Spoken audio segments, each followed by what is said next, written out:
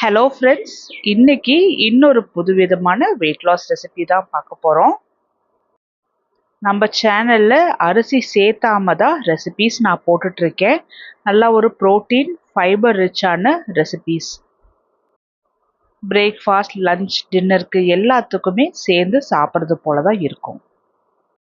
இன்னைக்கு நல்லா மொறுமொறுன்னு ராகி தோசை செய்யறதுக்கு பவுலில் 1 டம்ளர் வெள்ளை உளுந்து எடுத்திருக்கேன்.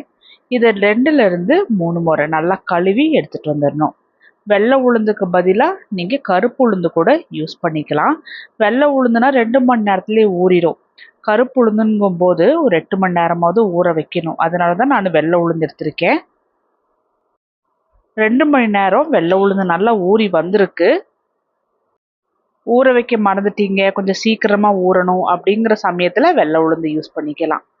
உளுந்த தண்ணியிலேருந்து வடித்து எடுத்து மிக்சி ஜாரில் போட்டுட்டு கடைசியில் இருக்கிற தண்ணியை நான் அதே உளுந்து கூடவே சேர்த்தி நல்லா நைஸாக க்ரீமியாக அரைச்சி எடுத்துகிட்டு வந்திருக்கேன்.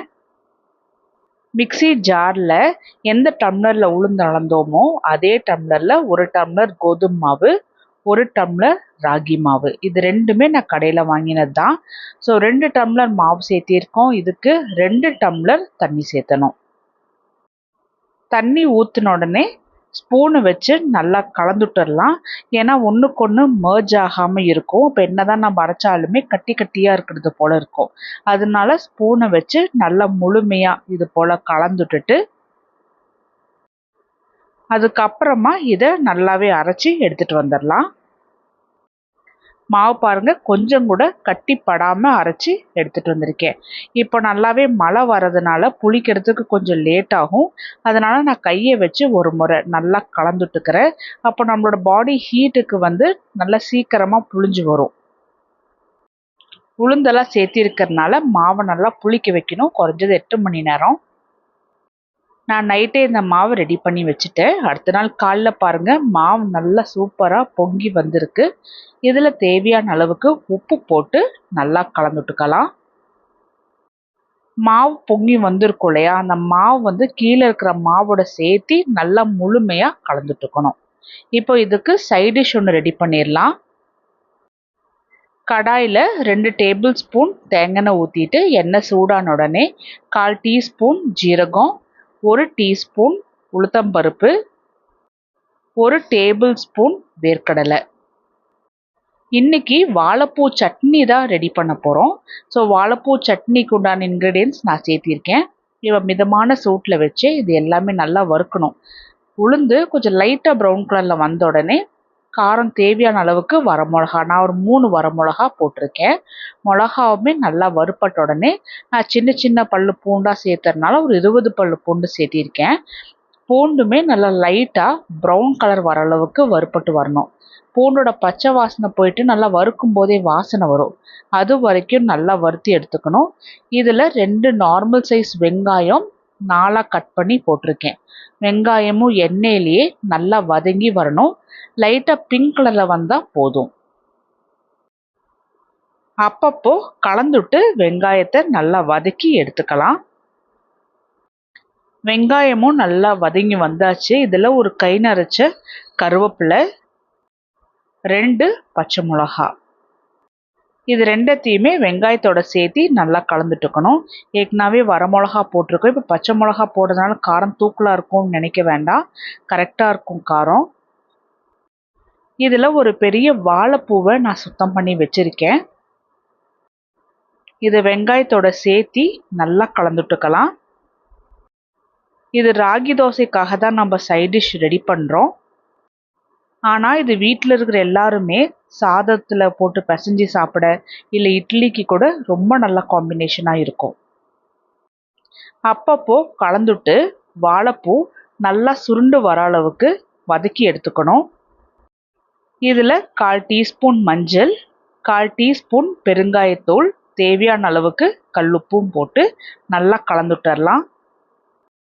வாழைப்பூ பொரியல் செஞ்சு சாப்பிடாதவங்களுக்கு இது போல் சட்னி ரெடி பண்ணி கொடுத்தீங்கன்னா ரொம்ப விரும்பி சாப்பிடுவாங்க. இதில் நான் 3 கொஞ்சம் பெரிய சைஸ் தக்காளியாக கட் பண்ணி போட்டிருக்கேன். தக்காளி கொஞ்சம் அதிகமாக சேர்த்தினோம் அப்படின்னா சட்னி நல்ல டேஸ்ட்டாக இருக்கும். தக்காளியும் அப்பப்போ வதக்கி விட்டு ஸ்கின் நல்லா சாஃப்டாக நல்லா வெந்து வர அளவுக்கு நல்லா வதக்கி எடுத்துக்கணும். தக்காளியும் நல்லா வதங்கி வந்த பிறகு 2 துண்டு தேங்காய் நான் சின்ன சின்னதாக கட் பண்ணி போட்டுக்கிறேன். நீங்கள் துருவின தேங்காய் கூட சேர்த்திக்கலாம். இப்போ தேங்காயுமே நல்லா தக்காளி வெங்காயம் வாழைப்பூவோட சேர்த்தி நல்லா கலந்துட்டுக்கணும். தேங்காய் கொஞ்சமாக சூடுபட்டு வதங்கி வந்தாவே போதும். இப்போ இந்த இன்க்ரீடியன்ஸ் எல்லாமே நல்லா ஆறின பிறகு மிக்ஸி ஜாருக்கு ட்ரான்ஸ்ஃபர் பண்ணிவிட்டு ஆரம்பத்தில் கொஞ்சம் நல்லா அரைச்சி எடுத்து அதுக்கப்புறமா தண்ணி ஊற்றி அரைச்சி எடுக்கணும். அப்போ தான் தேங்காய் முழுசாக சேர்த்திருக்கோம் இல்லையா, அதுவுமே நல்லா முழுமையாக அரைப்படும். நான் ரொம்ப தண்ணியாட்டம் அரைக்கல சட்னி, கொஞ்சம் நல்லா கெட்டியாக தான் அரைச்சி எடுத்துகிட்டு வந்திருக்கேன். கொஞ்சம் லைட்டாக துவையல் போல் கன்சிஸ்டன்சியில் தான் இருக்கும். இப்போ இதுக்கு தாளிப்பு ரெடி பண்ணிடலாம். பேனில் 1 டேபிள் ஸ்பூன் தேங்காய் எண்ணெய் ஊற்றிட்டு எண்ணெய் சூடான உடனே 1/4 டீஸ்பூன் கடுகு, 1/4 டீஸ்பூன் ஜீரகம், 3 வரமிளகா, 3 நாளாக கிள்ளி போட்டுக்கலாம். கொஞ்சமாக கருவேப்பிலை. இப்போ இது எல்லாமே நல்லா வறுத்தது போல் எடுத்துக்கணும். ஸோ எல்லாமே நல்லா வறுத்து வந்தாச்சு. இதை சட்னியில் மேலே அப்படியே ஊற்றி விட்டுட்டு நல்லா மிக்ஸ் பண்ணி விட்டுற வேண்டியதான். நல்லா கமன்னு ரொம்ப டேஸ்டியாக ஹெல்தியான வாழைப்பூ சட்னி ரெடி ஆயிடுச்சு. வாழைப்பூ சட்னி இது போல் செஞ்சு பார்த்துட்டு எப்படி வந்துச்சுன்னு சொல்லுங்கள். மாவுமே ரெடியாக இருக்குது. தோசை தவா கொஞ்சமாக சூடான உடனே எப்பவும் போல் தோசை ஊற்றி நல்ல மெல்லிஸாக முறுமுறுன்னு வர அளவுக்கு ஊற்றி எடுத்துக்கலாம். தொன்னமாக ஊற்ற வேண்டாம். மாவு நல்லா ஸ்ப்ரெட் ஆனதுக்கப்புறம் 1 டீஸ்பூன் எண்ணெய் ஊற்றிட்டு ஒரு பக்கம் நல்லா முருகல் விட்டுடலாம்.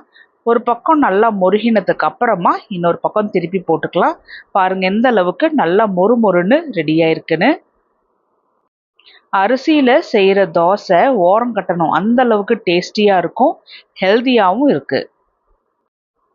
இது வெயிட் லாஸ் பண்ணுறவங்க மட்டும் சாப்பிடணும்னு இல்லை, வீட்டில் இருக்கிற எல்லாருக்கும் செஞ்சு கொடுங்க. நல்ல ஒரு ஹெல்த்தியான தோசை. டயபெட்டிக்ஸ் பேஷண்ட்ஸ் அரிசி சேர்த்தாம நம்ம உணவு சாப்பிட்லாம், என்ன மாதிரி உணவு நம்ம சாப்பிட்ணும் அப்படின்னு யோசிக்கும்போது இது போல் தோசைலாம் செஞ்சு சாப்பிட்டோம் அப்படின்னா ரொம்பவே ஹெல்த்தியாக இருக்கும். இதுக்கு வாழைப்பூ சட்னியும் பார்த்தோம்னா நல்ல ஒரு காம்பினேஷனாக இருக்கும், நல்ல டேஸ்டியாக இருக்கும். எப்போவுமே கார சட்னி இல்லை தேங்காய் சட்னி மாதிரி செஞ்சு சாப்பிடாம இது போல் கொஞ்சம் விதவிதமாக செஞ்சு சாப்பிட்டோம் அப்படின்னா நமக்குமே அலுப்பு தெரியாமல் இருக்கும். ட்ரை பண்ணி பார்த்துட்டு சொல்லுங்கள்.